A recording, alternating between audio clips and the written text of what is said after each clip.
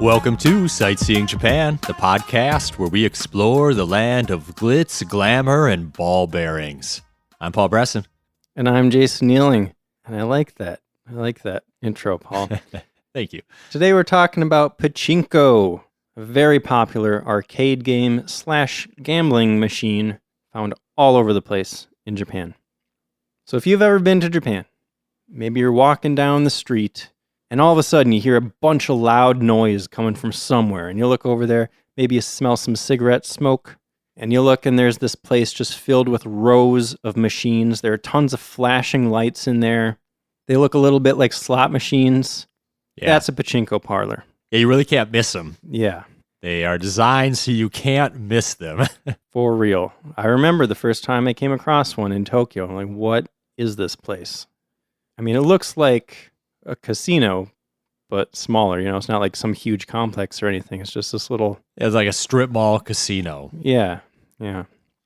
So I think the easiest way to describe the game itself is maybe to compare it to pinball. Yeah. Similar to pinball, except you don't have paddles. Right. You have less control over where the balls are going. A lot of our American audience might get the analogy to Plinko. Right. If you've ever watched The Price is Right, it's a game they do on there. Yeah, Price is Right was my jam when I was a kid, staying home from school. That was like the best thing on daytime TV. Yeah, any sick day, you're watching The Price is Right. Yeah, and Plinko, looking back, I don't really know why, but that was my favorite part of that whole show, was when they pulled out the Plinko board. Everyone likes Plinko. Yeah. So basically, in Pachinko, you shoot a little ball bearing, similarly to you would shoot a little ball to start a pinball game. And then it plinks around as it goes down, and if it lands in a certain place, you win. And if it lands in a certain place, you don't win. And then you shoot another ball. Yeah, I mean, they're kind of constantly shooting these balls. Yeah. You're dealing with a bunch of balls all at once. So that's one major difference from pinball. Another big difference is that Pachinko is vertical. It's not a horizontal board like pinball machines. It's like if you took that machine and stood it up. Yeah, that's interesting. I feel like I'd watch the ball. Where's it going to go? But Pachinko players are just like ping, ping, ping. It's just constant action. Launching balls. Yeah. So that's the general idea of the game. We're going to get much more into the details of it. But let's talk a little bit about the gambling aspect, because it's kind of weird how that all works out. Yeah. The 1948 Criminal Code in Japan states that gambling activities not under the control of state authorities are totally forbidden, including casinos, lotteries, and games of chance. But somehow Pachinko works. Why is that? Because Pachinko has this totally ridiculous loophole where they can argue that it's not gambling, but it totally is. So the way it works is you're not gambling directly for money. There's kind of a little workaround. Yeah. So you play, you win prizes, kind of like you would at like an arcade in the US. Instead of getting tickets and exchanging those for prizes, you're getting a bunch of these little metal balls and exchanging those for prizes. But the workaround is that you can go around the corner or to a nearby shop and you can sell those prizes for cash. So it's just like gambling for money. There's just a step in between where you're selling the prizes. Yeah, cashing out can mean like taking home a candy bar, or it could mean taking home enough money to buy a flat screen TV. Like it's all depends on how hard you grind and how lucky you get. Yeah. So I have a little info about kind of how and why this works. So under Japanese law, cash can't be paid out directly for those Pachinko balls, which are what you're winning when you play the game. But this workaround works because the shops that are buying the prizes from you are supposedly independent from the Pachinko parlor itself. That's what makes it legal, is the separation of these two businesses, the Pachinko game establishment and the shop that is buying the prizes from you. Yeah, it's what makes it legal, but it's also what makes it so clearly shady. Yeah. Like, clearly this shop's just not in business, totally unconnected to the parlor, buying all your prizes and giving you cash. Like, they're definitely connected. Everybody knows they're connected. It wouldn't work if they're not connected. but they pretend like they're not, and it's okay. Yeah. And the police don't care. They're apparently totally fine with this arrangement. And I saw that even if the police find out that a pachinko parlor is illegally running its own exchange center to buy back those prizes, they still might not do anything about it. Like, they just do not care. So in the past, the Yakuza, the Japanese mafia, was actually involved often in the prize exchange part of this whole process. But these days, they have much less of a presence than they used to. Yeah, the Yakuza have also been known to use pachinko machines to launder money. So if you've got a bunch of ill-gotten cash, you just go pump it into machines, take the balls out, go exchange them for clean money at the exchanging place. It's an interesting way to launder money. It is interesting. I've always found money laundering to be an interesting thing. It's something that just gets thrown around in TV shows and movies like it's this easy thing to do, but there's all these weird, complicated schemes that people come up with in order to launder money. And that's what it's all about, is just making it so complicated that it's really difficult to trace. Yeah, you can't prove that like this money went from here to here. It's just too much. Too much happened. Yeah. So you mentioned that Yakuza aren't as involved in the industry anymore. And I think that's in part because the police have kind of taken their role or a role in them and forced the Yakuza out. Yeah. I read that retired police officers often work in the pachinko industry now. Yeah. I saw that the police hold quote unquote reserved seats for their retired ranks in pachinko industry. So like there's just like guaranteed X amount of jobs for retired police officials. There's some sort of arrangement they have. Yes. Interesting. Another very fishy thing going on. Yeah. So that might be part of why the police are pretty lenient on the whole gambling loophole thing. Yeah. I looked up Yakuza and Pachinko, and mostly what I got is the police busting illegal pachinko parlors that are said to have ties to the Yakuza. So it's like the police are involved in all the legitimate ones. So then they go crack down on the ones that are unlicensed because they're not getting a cut. Interesting. Theoretically. I shouldn't make too many wild accusations that I don't have proof of. Either way, though, the industry makes a ton of money. And of course, the government is making a lot of money on taxing the industry too. So maybe that's another reason they might not want to mess with it too much. Yeah. So Japan's got a population of over 128 million people. I've saw that there's an estimated 10 million people in Japan that play pachinko regularly. I think we both have a bunch of statistics here, right, that are kind of mind-blowing. Yeah. I saw that around 1 in 11 Japanese people plays pachinko every week. Yeah. 1 in 11. I mean, so 10 million, if you take out kids under 18, that's like 1 in 10, right? Mm-hmm. That's so many. Like gambling weekly like that for 1 in 10 people in the country? That's huge. That's so much. Yeah. In 2015, the pachinko market generated more gambling revenue than Las Vegas, Macau, and Singapore combined. Wow. That's crazy. I mean, I know it's the whole country and not just one city, but like when you're talking more than Vegas money, like, oh my goodness. Yeah. They employ more people in the pachinko industry than all of Japan's car manufacturers combined. Yeah, I saw that at the peak of the pachinko industry in the 1990s. There were over 300,000 people that earned a living in the pachinko industry. Wow. In a country the size of Japan, 300,000 people made their living? Like, that's crazy. That's so big. Yeah. I saw that the market is valued at around $200 billion US per year. That's more than 4% of Japan's GDP. Wow. And I don't look at global, GDP stuff a lot. I didn't really have a lot of context to put that into, so I looked it up. And just for comparison, you know what makes up 4% of the U.S.'s GDP? 4%? Yeah. Electricity. I don't know about electricity, but arts, entertainment, recreation, accommodation, and food services combined make up 4% of the U.S. GDP. Wow. Yeah. I mean, the U.S. GDP is pretty massive, but Japan's ain't so bad either per capita. But just think about that. Every hotel in the U.S., every restaurant in the U.S., every movie theater, and more, like all that combined, that's the pachinko industry. Wow. It's crazy. So those are all mind-blowing stats. I've got some more sad stats. Okay. Hit me. There was a 2014 study done in Japan that said among adults, there were 9.04% of men that had pathological gambling tendencies and 1.6% in women. I mean, 9% have pathological gambling problems. That is a lot. In North America, for contrast, for men, it's 1.6. And I didn't see for women.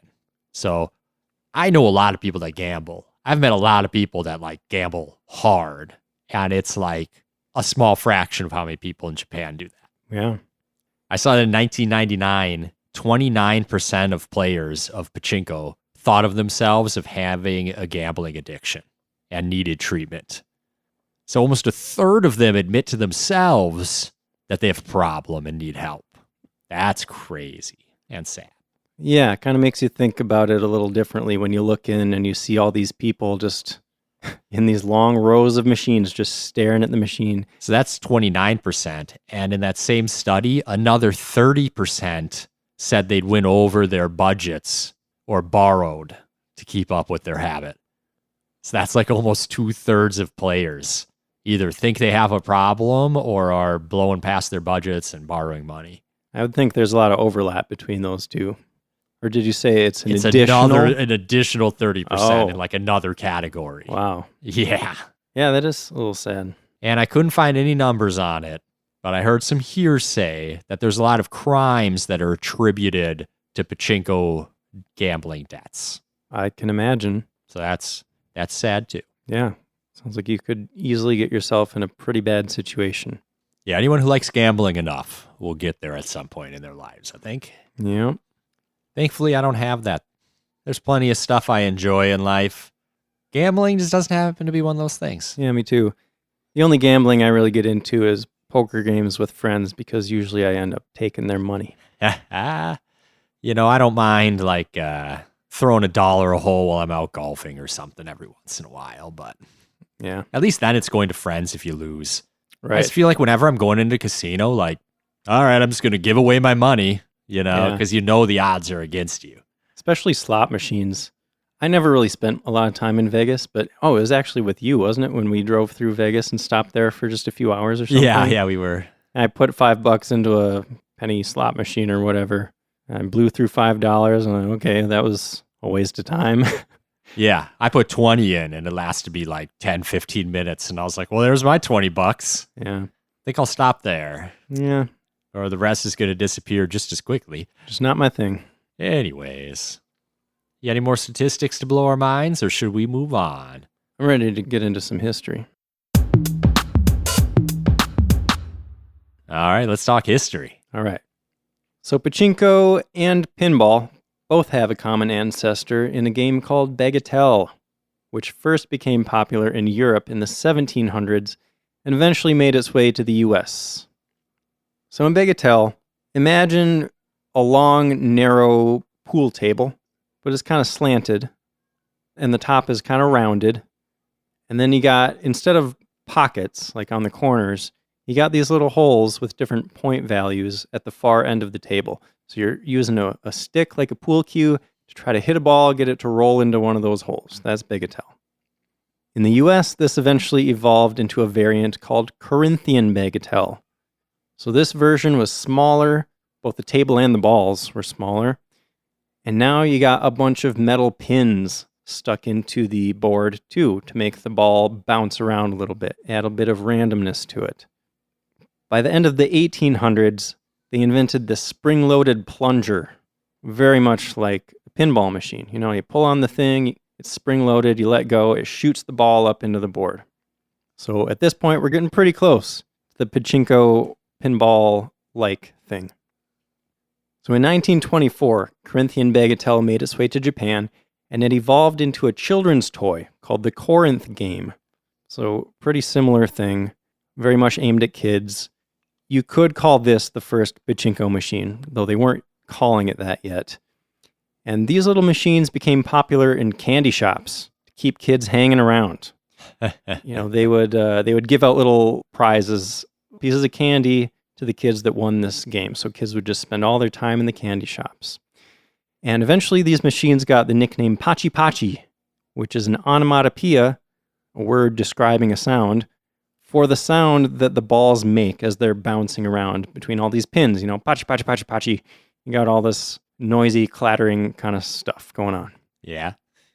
In the following years, the Corinth game continued to evolve. It was turned upright. This is much more like the modern pachinko machines. It was made larger, and at this point, adults started to get interested in this game too. And it was around this time that the name pachinko started to be used, right around 1930 or so. Before they had a chance to get super popular, though, pachinko machine production was halted because they needed those materials and manpower for World War II. So all pachinko parlors that existed at the time were closed, and most of the machines were scrapped for metal. Need a lot of metal for a war. Oh, yeah. You never get enough. But in the late 1940s, they started coming back. Yeah, a parlor opened in Nagoya in 1948, and it just started taking off. Post-World War II, there was a surplus of ball bearings, so they started building pachinko machines and using ball bearings for them because they were just had a ton of them. So it was probably sometimes if you have so much of a thing in these crazy capitalist worlds, they'll pay you to take it away. Yeah. They might have paid you to come take a truckload of ball bearings. Got to find something to do with them. I also want to note that after World War II, it sounds like this is the point when a lot of Korean Japanese people started to get involved in the industry. So there's been a long history of discrimination against people of Korean descent in Japan. I mean, even today. And after World War II, pachinko parlors were some of the only places that would employ them. Immigrants tend to take the jobs that other people don't want. And gambling was one of those industries that was seen as like, I don't want to be involved or I don't want my family name tarnished. So a lot of native Japanese people didn't get involved. And Koreans were like, I'll work. Yeah. And they, from that point, got heavily involved in the industry. Yeah, apparently they have come to dominate the industry. An estimated 80% of pachinko parlors in Japan today are owned by ethnic Koreans. And, like I mentioned, unfortunately, the discrimination against Korean Japanese people continues today. A lot of people think of pachinko as a second-class, dirty, and dangerous business. And in some people's minds, they connect those ideas to Korean people, too. Yeah. I also saw that there's been some controversy about pachinko money making its way into North Korea. I saw that too. Like possibly laundering money for North Korea or maybe just making money for them. Yeah, like some of the people that own these parlors might be sympathizers, or maybe they even have family in North Korea and they're just sending money up there. Yeah, I didn't see details. I just heard like allegations of, rumors of North Korea being tied in. Yeah, I think that's one of those things that's just really hard to trace. It's hard to get solid numbers on that. Right. But I saw that some economists think that it could be the single biggest source of revenue for North Korea. Isn't that crazy? That is crazy. I mean, they don't do a lot of trading with the rest of the world, partly because of their policy and partly because of the rest of the world's policies. Yeah. But wow. Yeah, that's an interesting connection that I was surprised to come across. Yeah, me too. For sure. Yeah. So anyway, after World War II, pachinko spread all over Japan, became a huge industry. Over the next few decades, the machines evolved, new features were added. There was kind of a lot of changes happening all the time with different companies that were making these machines. Eventually, someone developed the system where you could win a bunch of additional balls for each ball that you got into the catcher. We'll get into how it works exactly, but originally it's like you catch one ball and then you get a prize of another ball but eventually they started giving like a bunch of balls for every one ball. They also figured out how to make the machines shoot a bunch of balls in rapid succession. So instead of needing to pull a plunger or something and shooting one ball at a time, they could just rapid fire them into the machine. Makes it much more exciting. Oh, okay. Makes the money go quicker. Yeah, that too. So the machines remained mainly mechanical up until the 1980s, and they started to get a lot more electronic and flashy. The bright lights, combining the mechanical with the electric elements. These days, there are a bunch of electronics. Yeah, it's involved. all... You still physically shoot a ball, but there's a lot of computery stuff going on, too. Mm-hmm. Most machines these days have video screens built into them, and they play all sorts of animations, and they introduced a slot machine-like element to the game. Yeah. So the cozy ties between the police and the pachinko industry go back to about the 1990s. The National Police Agency took the initiative of getting pachinko parlor operators to introduce prepaid cards to their customers. I think it had something to do with like money laundering or being able to like trace the cash that was going in and out, made the police and government more comfortable. But in order to get the pachinko operators to agree to that, the police allowed them to raise the stakes on the game, to raise the possible amount you can win, because that's hard capped. So I don't know exactly what it is right now, but I think it's like the most you can win is like 300 sometimes more than what you put in on any one shot. So the higher that goes, the more chance you can hit a big jackpot, right? And that's what draws people in. So the police made that deal like, oh, you'll start using these prepaid cards, but it's higher stakes. Interesting. Now people are more into it, which has led to some controversy because there's a whole lot of like people fighting against gambling and gambling addiction. And then the pachinko industry trying to be like, oh, we're not gambling. That's the casinos. They're really trying hard to separate themselves from like, that's not our problem. Yeah. Interesting. So these days, of course, like we said, pachinko is a massive industry and one of the only ways to gamble legally in Japan. But that might be changing soon. I saw that in 2016, Japan passed a law that would make gambling legal in the future. I did see that too, but I was a little fuzzy on like, are those state-run casinos or like, can anybody gamble? I saw that the big casino companies like MGM and, the kinds of ones that are in Las Vegas are working on getting casinos opened in Japan. Okay. But I don't know, maybe they have some red tape they need to get through. It's probably going to be a few more years, I saw, before that actually happens. Yeah, it probably won't be like Vegas where you can just throw a slot machine in any building, any business. Yeah. But eventually, that could definitely take a chunk out of the pachinko industry. Oh, yeah.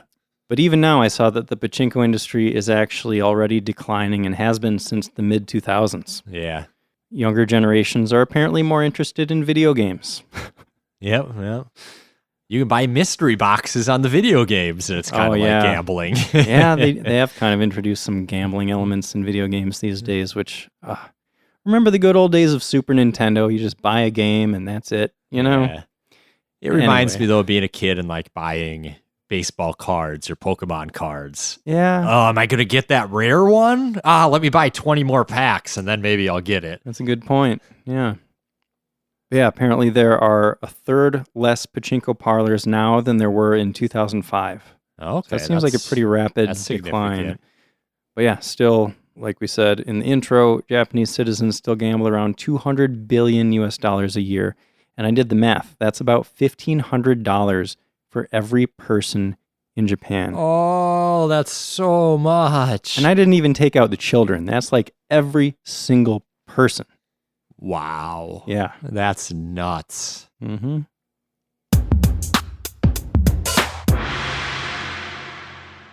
So let's walk through this whole process. If you want to play pachinko, how do you do it? First of all, you need to be 18 years old, at least. Yeah, which I thought was interesting because I thought... Because it's not gambling, right? I thought of 18 more as like the number we use in America for a lot of things. Mhm. In Japan, you're not an adult in some ways until you're 20. So I was a little bit surprised to see 18 for this. I don't know. Yes. Anyways, got to be 18. Yep. And first thing you're going to want to do is find a pachinko parlor. Shouldn't be too hard if you're in a city. Follow the noise. Follow the lights. Yeah. Once you find one, you're going to walk inside. You're going to pick out a machine and sit down. But there's some stuff you need to know about picking out a machine because there are so many different types of pachinko machines. They have all sorts of different themes. If there's like a certain anime that you really like, you might be able to find a pachinko machine with that theme for that anime. Or movies, they could be all sorts of themes, so you can look for one that interests you. And I thought this was interesting. I did not realize this. Each machine has statistics above it, showing how many times it's been played, how many times it has paid out, all these different stats. So that if you know what to look for, you can kind of analyze these stats and choose the machine that you think you're most likely to win on. Yeah. I saw that people will even line up in the morning before the place opens so that they can grab a good machine as soon as the doors open. So this probably sit there all day. Yeah, those people probably do. So this made me wonder. I don't know exactly how these machines are programmed, but does the machine's past performance actually have any effect on its future performance? I can't imagine that it would. Because I saw that they just use random number generators to determine the payouts. So if it's truly random, no machine should perform any better than others, regardless of how much it has paid out. Right. All gamblers are just looking for an edge, so they overanalyze that stuff. Yeah, so do they put out these stats just to feed into people's superstitions and misconceptions about how statistics work? Is this just kind of another mind game? It's probably part that and maybe part to show oh, hey, we're paying out. Oh, yeah. We're not cutting more than we should. We're taking a reasonable percentage. Yeah. So anyway, once you choose your machine, if you haven't had a seizure yet from all the flashing lights, you haven't passed out from all the smoke in the air, you're doing good so far. And smoking is allowed at most parlors, just something to know. Yep. And I'm half joking about the seizures, but it can happen. I saw there is a warning. Yeah, if you're susceptible to that, probably don't go in. Yep. So you're going to need some ball bearings to play, right? That is important. So how do you get a big old stack of ball bearings? Well, there's going to be a slot where you can put in money, and then there's going to be a button that you push to get a bunch of little metal ball bearings. And the balls are going to come out of the machine and pour into this tray on the front of the machine. So these balls are 11 millimeters in diameter, just these little metal balls, and they usually cost 4 yen each. So 500 yen will get you 125 balls.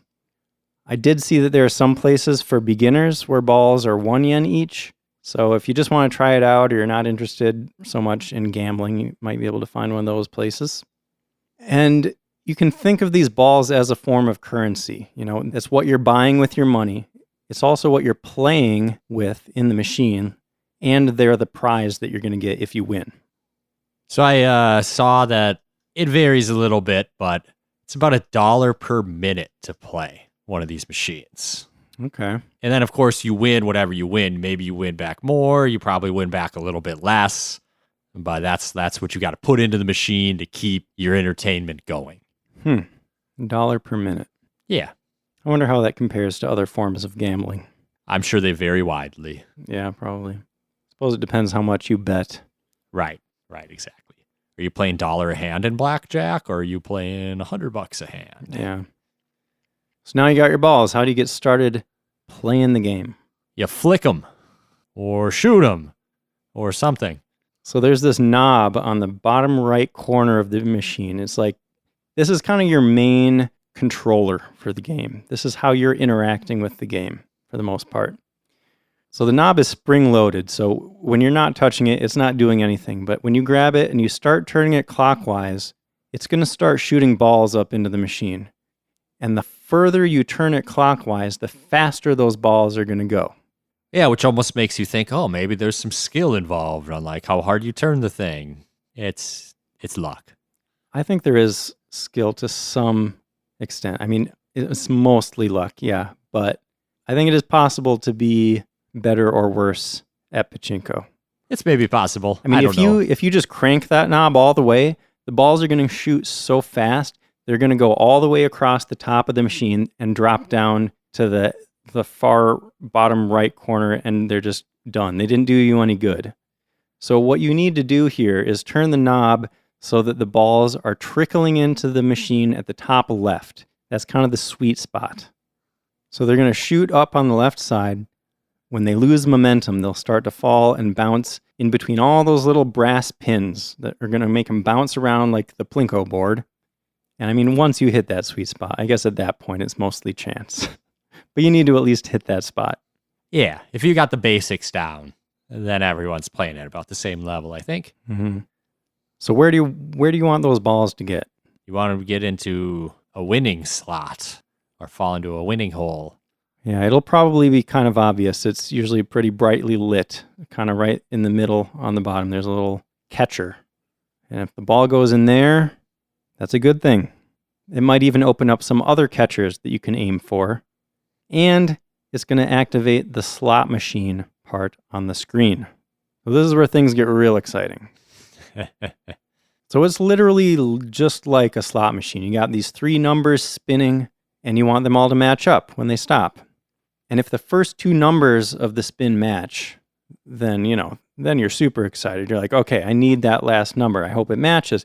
And the game is going to mess with your psychology and try to make it even more exciting for you by playing some sort of animation on the screen. They're going to stretch this out, right? That is called a reach. And the animation can depend on the machine's theme. It could be anything, depending on what kind of anime or movie or whatever it's based on. You might have 2 numbers kind of fighting each other, which one is it going to be, But the outcome has already been decided. Like the moment the ball went into the catcher, they already decided whether or not you were going to win this slot machine thing. Now, if all 3 numbers match up, that's jackpot. You got a jackpot. The machine is going to go into payout mode. So now even more animations are going to play. It's going to get even more worked up. There are going to be all these colorful flashing lights. And there's a payout gate that's going to open at the bottom of the playing field. So at this point, you're going to want to try to adjust that knob to shoot the balls so that they trickle into the payout gate. And each ball that you manage to get into that gate is going to give you a bunch more balls. Again, it's not going to spill out a bunch of coins or credits or anything. Those balls are what you're winning. So there's a tray at the very bottom of the machine that's going to start filling up with balls. They're going to start pouring into there. And if you win enough, it might even start to overflow and you need somewhere else to put those balls. At that point, there's a little plastic basket that you can put underneath the machine, and there's a button that you can press to make all those balls filter down into the basket. Now, if you get really lucky, that basket might start to fill up, and that might start to overflow, and all of a sudden you need a new basket, but you're in the middle of gameplay and you can't stop, Your payout gate is still open, you're still shooting balls in there. What are you going to do then? In most pachinko parlors, there's going to be a little button you can hit to call an attendant over. Yep. And they'll bring you another basket. Or if you're done, they'll pick up your balls and walk them up to the counter for you. Yeah, and a good thing to know is that you don't want to be carrying those baskets full of balls. Even if you're confident that you can carry them safely, the attendants have much more experience handling balls. Experienced ball handlers. Yes. And yeah, but seriously, if you dropped it, it'd be such a disaster. Can you imagine? That would be the most embarrassing situation ever. And those things are probably dangerous. If you walked over a bunch of ball bearings, you'd end up on your back. Yeah. I wonder how often that happens because, it has to happen. Oh, yeah, it's gotta. So, yeah, that's the basic gameplay. But like I said, there's so many different types of machines. Depending on the machine, there can be other special hidden modes that you can get into by getting balls in certain slots. There might be hidden modes that make it easier to win. There are all these different things that are programmed in it to kind of make it more exciting. It reminds me so much of slot machines because it's all built to prey on your psychology and leverage your weaknesses to make you stay there and spend as much money as possible. maybe the slot machine thing is spinning and it looks like you're going to lose, but then all of a sudden it gives you a jackpot or it gives you a second chance at the spin. And these special modes are all going to be indicated by different animations and lights. So, whenever you see something new happen on the screen, you're like, oh, this is something new. This is something exciting. I'm winning even more. Like, there are all these things that pay into the reward centers in your brain. Yeah. Or when it's like showing you the animation where you get the first 2 numbers in the slot and then you don't get like, I almost had it. I was so close. I almost had it. Like you feel like you were right there, but you got nothing. It was loss. It was a loser. And you never were right there. Like the game already decided if you were going to win or lose. It's just messing with you. Yeah. I feel like we're being really hard on gambling. So I want to say, if you're out there and you enjoy gambling, that's okay. That's fine. Yeah. I've got dumb things I spend my money on, for sure. If you've got a problem with it, obviously, and you're spending way too much, I hope you get help. But if you just enjoy gambling and you want to spend some money doing it, I got no problem with people going to pachinko parlors and having some fun. Yeah, I don't mean to be too harsh on it. It's just, I think it's important to realize why they're built the way they are and what they're trying to do. But, if you think of it just as an arcade game, whatever. Arcade games are also, even just any kind of video game, it's built to mess with the reward centers in your brain, But so are restaurants, so are shopping centers. So much stuff is advertising is meant to trigger us to get us to spend money in certain ways. That's true.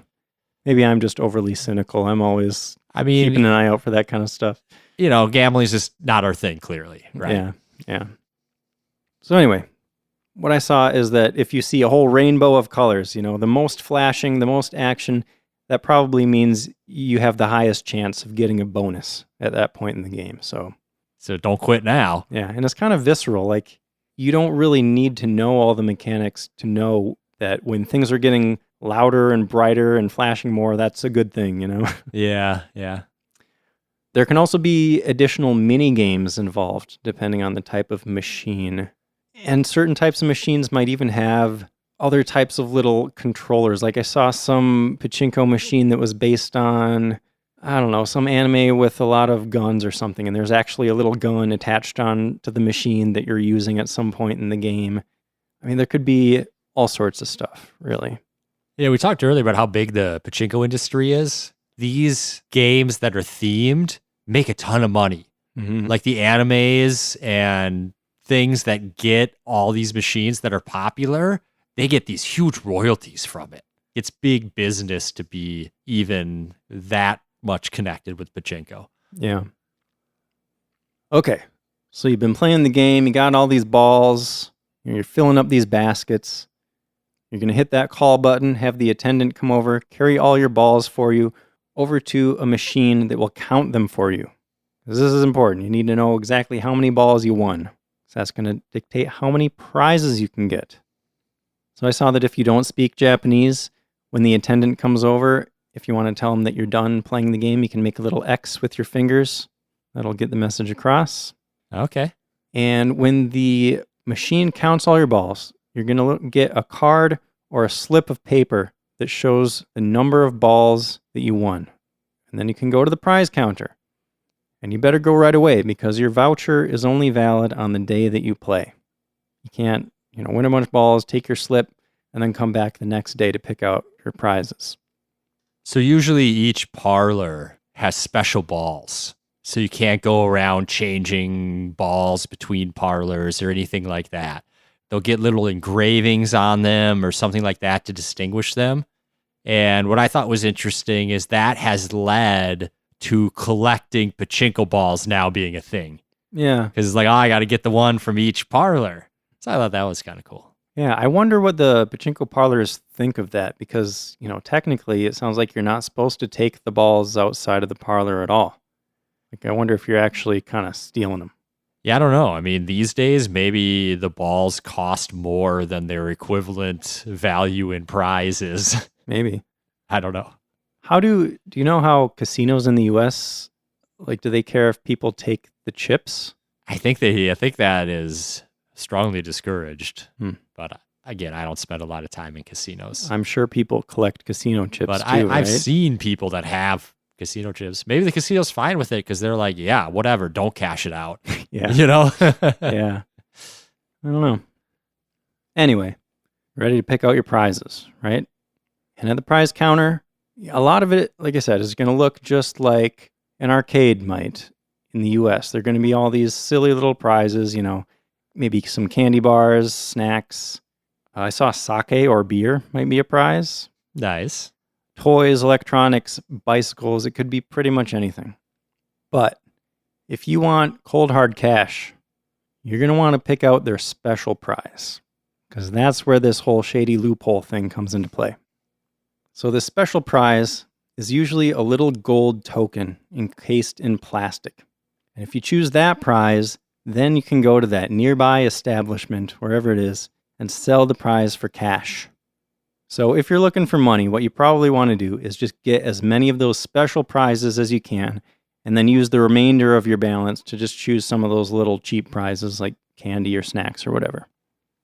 Now, if you don't know where to go to sell those special prizes for money, I saw that the staff probably won't tell you where the place is, because it's important that they're kept separate from that whole process. Yeah. But I saw that you might want to ask another friendly Pachinko player where you can go. They can probably point you in the right direction. Or if you're a little more awkward or creepy, you just kind of follow other players that leave and see where they all go to cash their prizes in. That would probably work too. I saw that in Tokyo, it might not be that hard to find where you can sell your prizes because there's only one company in the whole city that handles the prize exchange. The Tokyo Union Circulation Company, TUC. So all their locations have a big yellow sign out front that says TUC shop. Makes it a little easier. Yeah. So you go there, there'll be a little window, you slip your prizes in there, you get your money. Happy days.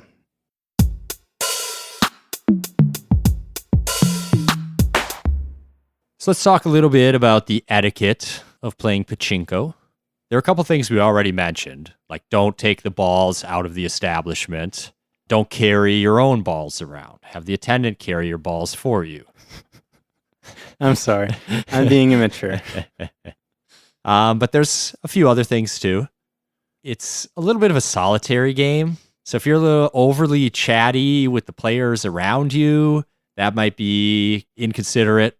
If you get too close to them, they might think they're in your personal space. Everyone's paying attention to the screen in front of them. They're not really there to talk or make friends with you. Right. Remember the wa, that concept of social harmony that is so important in Japan. You don't want to draw attention to yourself. You don't want to upset other people. Don't stare at your neighbor's machine. Don't gloat about winning or when you get that jackpot, don't just be like, oh, hey, yeah, look at me. Just kind of. That's exactly what you're supposed to do. Just stick to your own thing. I saw, think poker face. You don't need to look like super angry or sad when you lose. You don't need to celebrate when you win. Just gotta smile inside. Yeah. If you aren't winning and you're getting upset, don't hit the machine. If they see you hitting the machine, they're going to kick you out. If you need to get up from your seat for a minute for something, you can just leave something on your seat. Seems to be pretty common. Like if you see a pack of cigarettes or something of that sort on a seat, that means someone just got up for a moment. So don't use that machine. They're going to be back. Yeah. Find one with nothing on the seat. Or in the tray of the machine, I saw that you could leave something there too to indicate you're coming back. Yeah. So I saw that whole reserving your seat thing only works for up to 20 minutes. After that, the parlor might clear out the machine, remove your personal belongings. But if they do, they're going to call the number of the machine over the loudspeaker to let you know what's going on. That makes sense. 20 minutes is a long time. They need someone on that machine putting in money. Yep. They're not making money if you're not sitting there. The number one most important rule, though, is never touch anyone else's balls. Oh, my goodness. Yeah. Very rude. It's considered bad luck. It's insulting. And it's like your money, Yeah. It's like if you had a pile of chips in a casino in America and someone came and started messing with your chips. Security would show up immediately. I'd get mad. I'd be like, dude, stop touching my chips. What are you doing? Are you stealing from me? Yeah.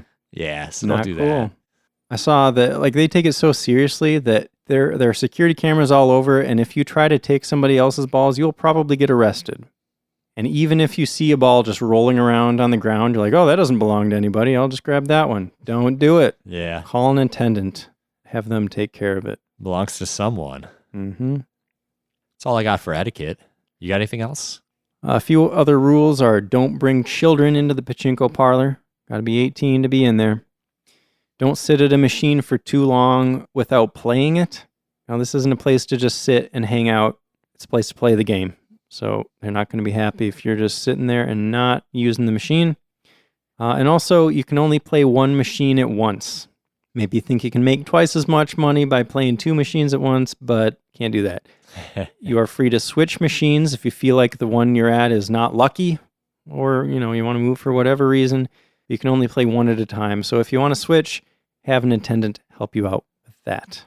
Makes sense. Mm-hmm. That's all I got for etiquette. Okay. I just got a couple other random notes on if you want to play pachinko in Japan. There are pachinko machines at some video game arcades. So it's not really gambling. It's probably going to be smoke-free. A little more relaxed atmosphere. So if you don't want to hang out in a pachinko parlor, you can go play a machine at an arcade. And it gives you like credit that you can use to play other games in the machine or in the arcade if you win, I guess. Right. So that's kind of cool. A little like Pachinko Light. Yeah. If you just want to learn the game, I also saw that some parlors in Japan have signs in English saying like, learn how to play pachinko, we'll teach you, and they'll help you get started. Nice. And those might be the ones where the balls are 1 yen instead of 4 yen each, aimed at beginners or less serious players. So that'd be a good place to get started. I actually saw that there is one pachinko parlor in the United States. Really? Yeah. Where's that at? Wilmington, North Carolina. Okay, interesting. Yep. So if you're near there, want to give it a shot, maybe stop by. I found an article about it actually where they talked to the owner, and we mentioned that pachinko machines are super loud. He said that the sound settings are essentially loud, louder, and loudest, and he had to actually go in and physically dampen the speakers because he just couldn't handle how loud they were. Wow. Yeah. One last option, if you really, really want to play pachinko, you don't want to go to Japan, you could buy a pachinko machine. You can find them on eBay, and they are less expensive than I expected. I'm thinking like arcade games, like a big arcade game cabinet thing. Those are like thousands of dollars, right? Yeah. You can get a modern pachinko game, like the ones with the LCD screen and everything, for between $1,000 and $1,500, somewhere in that range. Some even cheaper. Paul, I know you're a fan of Neon Genesis Evangelion. Oh, yeah. They have a pachinko machine on eBay from 2018, so pretty new, for $1,500. Ooh. Mm-hmm. I also found a website, modernpachinko.com, that imports machines from Japan and refurbishes them and then sells them on their website. They range anywhere from $800 to $2,000 there, depending on the franchise and the theme and how advanced the machine is. Okay. So if I were going to buy one, I think I'd go with that website. You never really know what you're getting from eBay, And it sounds like this company, since they have experience refurbishing them and stuff, I bet they could repair it if something went wrong. So, that'd be nice. Yep. So there you go. Try out pachinko if you get a chance. Give it a shot. Got anything else, Paul? That's it. All right. Well, I hope you liked learning about pachinko. If you want to learn more about Japan, see some pretty pictures, check out our Instagram. We are at SJP Podcast. You could also check out our website, find more episodes, sightseeingjapanpodcast.com. You can also send us a message through there. We have a contact page. And Paul, what are we talking about next time? Our next episode is going to be about the Tohoku region. That'll be cool. I know very little about the Tohoku region. Same here. It makes me excited. Like everything I learn almost is going to be new, which is nice. Totally. Thanks for listening. See you next time.